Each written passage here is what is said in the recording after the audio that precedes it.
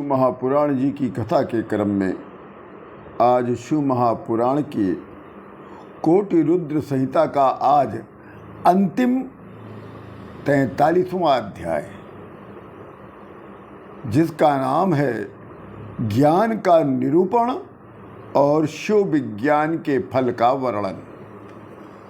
ये अध्याय कोटि रुद्र संहिता का अंतिम अध्याय। कल से उमा संहिता का प्रारंभ होगा। इस अध्याय में सूत जी कहते हैं कि हे ऋषियों, ये जो सारा जगत देख रहे हो ये सब शिवमय है।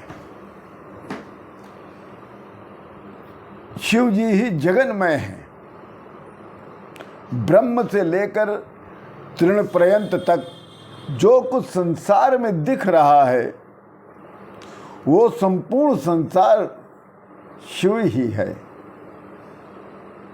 जब शिव जी की इच्छा होती है तभी इस संसार में सृष्टि होता है, और जब शिव जी की इच्छा होती है तो प्रलय हो जाता है। शिव जी इस जगत का निर्माण कर उसमें प्रविष्ट होते हुए भी दूर ही रहते हैं। शिव जी एक ही दृष्टि से चित्तवान रूपवान है, जगत से निर्लिप्त हैं, अतः प्रविष्ट होते हुए भी अप्रविष्ट जैसे हैं। यथार्थ में शिव जी शुभ परब्रह्म स्वयं सबको अर्कांत कर भाषित होते हैं।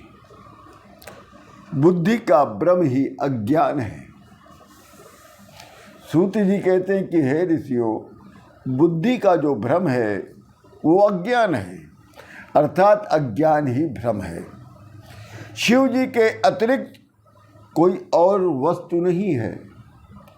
शिव जी ने स्वयं ही कहा है कि यद्यपि ये जीव जो है वो मेरा ही अंश है, परंतु अविद्या के कारण, अविद्या से मोहित होने के कारण, परतंत्र होने के कारण वो अपने आप को ईश्वर से अलग मानता है, और यही कारण है वो अविद्या से युक्त हो जाता है, अर्थात वो अज्ञानी हो जाता है।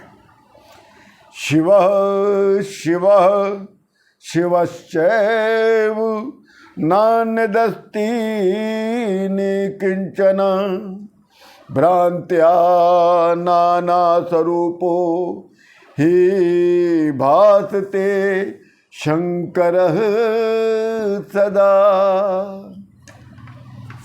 शिव ही है, शिव ही है, और सर्वत्र शिव ही है। सर्व शिवः शिवः सर्वनास्ति वेदस्य कांचनम कथम च विविधम पश्येकत्वं च कथम पुनः। जब सब जगत शिव है और शिव ही सर्व जगत है, इन दोनों में कोई भेद नहीं। शिव और जगत में कोई भेद नहीं, क्योंकि शिव ही जगत है और जगत ही शिव है। जिस प्रकार आकाश सर्वत्र व्यापक होते हुए भी वो स्पर्श से बद्ध नहीं हो सकता, उसी प्रकार शिव सर्वव्यापक परमात्मा कहीं पे भी बद्ध नहीं होता। जीव स्वयं अहंकार सहित है और शिव जी अहंकार रहित हैं।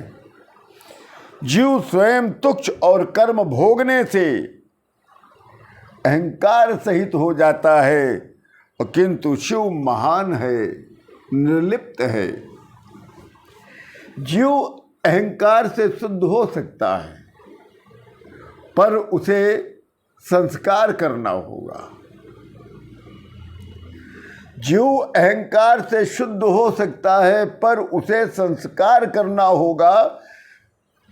पहले श्रेष्ठ गुरु को प्राप्त कर भक्ति भाव से, शिव बुद्धि से उस गुरु का पूजन करे और ऊंचे स्वर में गुरु का स्मरण करे। गुरु में बुद्धि रखने से संपूर्ण पाप, संपूर्ण अज्ञान दूर हो जाते हैं। अहंकार नष्ट होने पर फिर जीव ज्ञानवान हो जाता है और शिव की प्रसन्नता प्राप्त कर जीव शिव स्वरूप हो जाता है। अतो अधिको न देवो अस्ति मुक्ति प्राप्त च शंकरात्। मुक्ति प्राप्त करने के लिए शिव जी से बढ़कर और शिव जी के अतिरिक्त कोई और देवता नहीं है। किसी और देवता में सामर्थ्य नहीं है कि वो अपने भक्त को मुक्ति देते। सदा शिवो विलीयते मुक्तो विरहमेव च ज्ञानमूलम तथाध्यात्म्यम तस्य भक्ति शिवस्य च। इसलिए प्रत्येक जीव को शिव जी के ही शरण में चले जाना चाहिए, शिव जी का नाम स्मरण करना चाहिए, शिव जी के मंत्र को जपना चाहिए, शिव का ध्यान लगाना चाहिए और शिव की पूजा और आराधना करनी चाहिए। क्यों मुक्ति केवल शिव जी के द्वारा ही मिल सकती है, किसी अन्य के पूजने पर नहीं प्राप्त होगी।